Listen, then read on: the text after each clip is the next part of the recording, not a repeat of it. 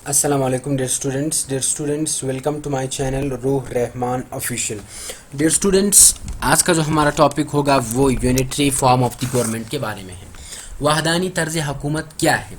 ठीक है, एक सवाल का मॉडल कुछ इस तरह होता है। पहला उसका डेफिनेशन होता है, फिर मेरिट्स होती है, फिर डीमेरिट्स होती है, फिर कंक्लूजन होता है। तो हम भी इसी तरह कम्पिटिटिव एग्ज़ाम से जो तर्ज है वो ये है, तो हम भी इसी तरह चलेंगे। सबसे पहले हम इसका डेफिनेशन पढ़ेंगे।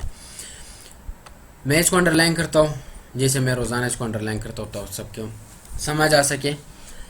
तो unitary form of the government means when all the powers are with the centre. यानी unitary form of the government से मुराद, unitary form of the government means इससे मुराद ये है when all the powers are with the centre, जब तमाम इख्तियारात किसके पास हो? सेंटर के पास हो।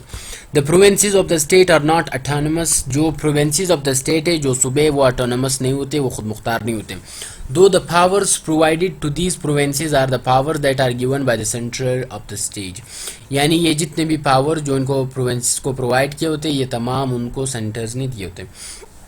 The state at any time or without any saying can take this power from the provinces। यानी स्टेट किसी भी वक्त इन पावर्स को उनसे ले सकता है। In such kinds of the government, इस तरह की गवर्नमेंट में the three organs of the government work together with one another।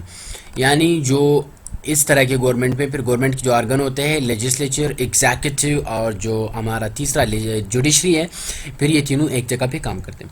There are some merits along with the demerits that are discussed below comprehensively, जिनको हमने नीचे discuss किया है। इसके कुछ मेरिट्स भी है और इसके डीमेरिट्स भी है। सबसे पहले हम बात करेंगे merits of unitary form the government. Unitary form the government के मेरिट्स कौन कौन से हैं? Easy and simple structure. इनका स्ट्रक्चर बहुत ईजी होता है। इनका सिर्फ एक सेंटर होता है और बाकी सूबे होते हैं। ये जो सेंटर है ये उनको इख्तियार देते हैं। ये तो इसका खुलासा हो गया।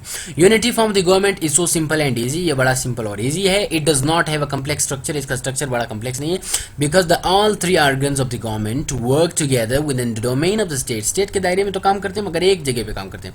More over it is easy because the structure and the function of the government are easy to public to understand. ये इस वजह से ईजी है क्योंकि ये पब्लिक के लिए भी ईजी है। जो गवर्नमेंट का जो स्ट्रक्चर है उसमें सिर्फ एक सेंटर होता है और बाकी सूबे होते हैं, और वो सूबे भी खुद मुख्तार नहीं होते, मतलब उनके दरमियान झगड़ा नहीं रहता। एक सेंटर के पास सारे इख्तियारात होते हैं। इस वजह से ये पब्लिक के लिए ये क्या होता है? इजी होता है इन ऑर्डर टू अंडरस्टैंड, ताकि वो अंडरस्टैंड कर सके। ठीक है, अच्छा मैं इसको थोड़ा सा ऊपर ले जाता। Oh my God, slow slow slow slow slow slow political dynamics. ये अच्छा, हमने यहाँ तक कर लिया। एक मिनट, ये यहाँ पे आते हैं हम अपना दूसरा, स्ट्रॉन्ग एंड कंसिस्टेंट पॉलिसी। इनका जो पॉलिसी वो बड़ा स्ट्रॉन्ग होता है और तसलसल के साथ रहता है। ये नहीं कि थ्री ऑर्गन्स में झगड़ा होता है गवर्नमेंट के और फिर वो चेंज होते हैं और सूबे अपने अलग खुद मुख्तार होते हैं और स्टेट अलग होता है। नहीं, सेंटर अलग होता है। नहीं, इस तरह नहीं है, बल्कि एक सेंटर है। In unitary form the government three is there is a consistent and strong policy. जिनके दरमियान कंसिस्टेंट पॉलिसी होते हैं, मुसलसल होते हैं regarding the future of the state. State के फ्यूचर के मुताबिक this policy are strong because there does not exist province in any state but only the powers are with the central authority that can use it any time और without any objection of the place. ये इस वजह से strong होते हैं क्योंकि centre के पास ही तमाम अथॉरिटी होती है और मसला ये नहीं होता है, मतलब कि सूबों के जो इख्तियारात है वो उसमें कुछ और कर सके। ठीक है, सो सेंटर के पास इख्तियारात है और उसमें झगड़ा नहीं होता है। Thus the policies are strong. Policy strong होते हैं enough in the unitary form of the government. इस वजह से जो unitary form of the government है, इनके जो पॉलिसीज है वो बड़ा स्ट्रॉन्ग और फिम होते हैं। Suitable for small states. ये स्मॉल स्टेट्स के लिए अच्छा है। ये इसके मेरिट्स में बयान कर रहा हूँ। ठीक है, unitary form of the government is suitable for small states. ये स्मॉल स्टेट्स के लिए अच्छा है। It is suitable for small states because the same law और constitution is applied to the whole state. क्योंकि ये जो मेन जो यही लॉ है, जो यही कॉन्स्टिट्यूशन है, वो तमाम स्टेट पे अप्लाई होता है, जो सेंट्रल कॉन्स्टिट्यूशन है। इसी वजह से ये छोटे स्टेट्स के लिए बहुत ही फायदेमंद है। It will be more suitable for दो state that even have less territory. जिनका टेरिटरी छोटा है उनके लिए तो और अच्छा है। It means that there are provinces but the powers belong to the central government which is to implement this power equally for all state. इख्तियार तमाम सेंट्रल गवर्नमेंट के पास है, वो जब चाहे जिस तरह चाहे, मतलब एक अच्छे अंदाजे के मुताबिक वो इन इख्तियार को क्या कर सकते हैं, यूज़ करके। तो ये एक छोटे स्टेट के लिए बहुत अच्छे। डिसिप्लिन गवर्नमेंट इनके दरमियान होता है। ठीक है, the government in the unitary form is discipline. इनका गवर्नमेंट बड़ा डिसिप्लिन होता है। It is discipline because all the three organs of the government are merge into one और one can say that they work together. यानी वो एक जगह पे काम करता है, या आप इसको इस तरह कह सकते हो कि वो एक दूसरे में मर्ज है। इसी वजह से ये जो गवर्नमेंट है, इनका जो गवर्नमेंट का निज़ाम है, इसमें ऑर्गन्स नहीं होते, ये एक दूसरे में मर्ज है। इसी वजह से ये बड़ा डिसिप्लिन है। व्हेन देयर इज नो क्लेश, जब इनके दरमियान क्लेश नहीं होता between these three organs, in three organs के दरमियान, that is often present in every state. जो है कि हर स्टेट और गवर्नमेंट के ऑर्गन्स होते हैं और हर स्टेट में मौजूद होते हैं। Then the government is discipline. फिर गवर्नमेंट इज बड़ा डिसिप्लिन होता है। Thus, in the unitary form of the government, unity form of the government में there is no clash between these two, so it is disciplined kind of the government. ये इस वजह से disciplined है क्योंकि इनमें से क्लेश नहीं होते। अब हम इनके डीमेरिट्स पर आते हैं। ये जो unity form of the government है, इनके डीमेरिट्स कौन कौन से हैं? ठीक है यार, थोड़ा सा मसला होता है ये यहाँ पे। अच्छा ये ठीक है, यहाँ पे हम इनके डीमेरिट्स पे आते हैं। डीमेरिट्स ऑफ ये जो है गुजर गया demerits of unity form the government. नीचे इनको मैंने अच्छा एक्सप्लेन किया। Along with the numerous merits, इनके जो मुख्तलिफ मेरिट्स है the unity of the government, there are some demerits of this form the government.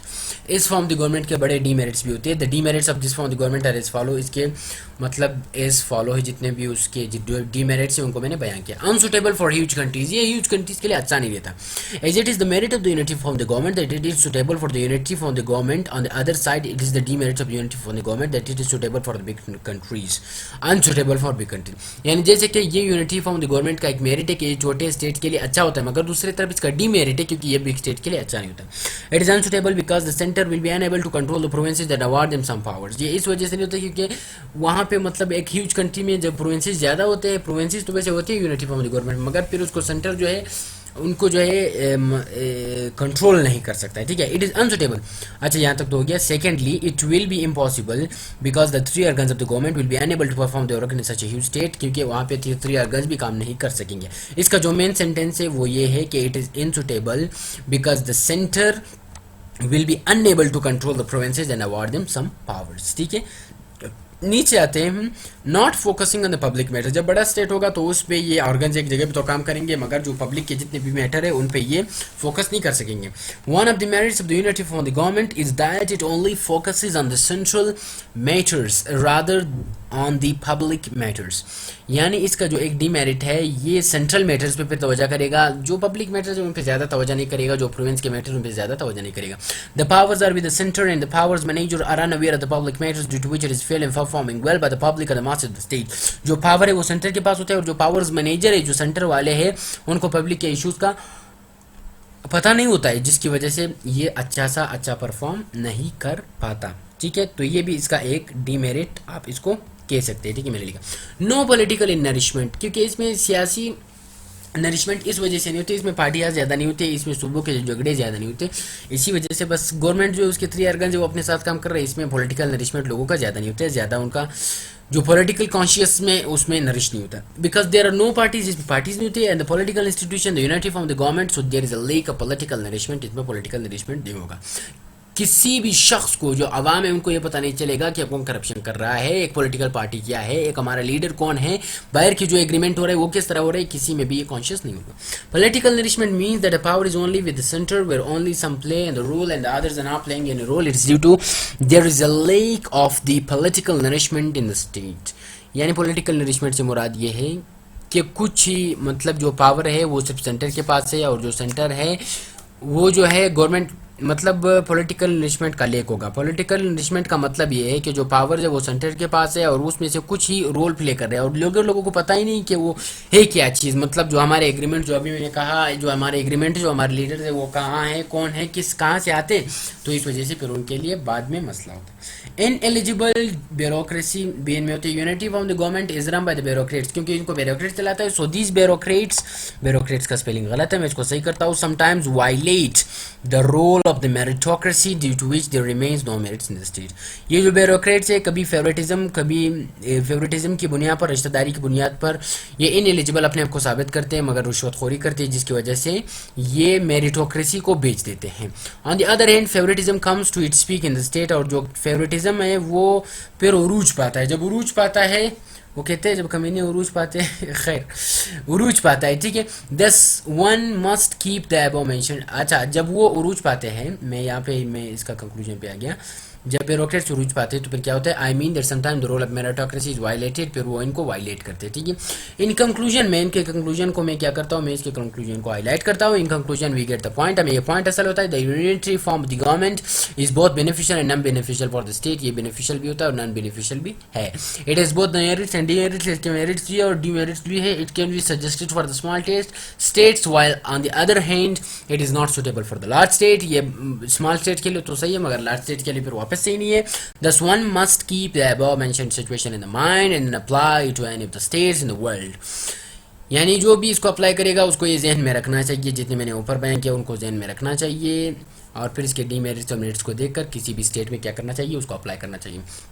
अगर आपको ये वीडियो पसंद आई है तो आप इस चैनल को सब्सक्राइब करें ताकि आने वाली हर वीडियो जो है वो आपको मिल सके, आपको बआसानी तक पहुंच सके। वो किस तरह होगा, वो जब आप उस सब्सक्राइब किस तरह बेल आइकन दबाओगे और आल पे दबाओगे तो तब आपके पास हर नोटिफिकेशन आपको मिल सकेगा।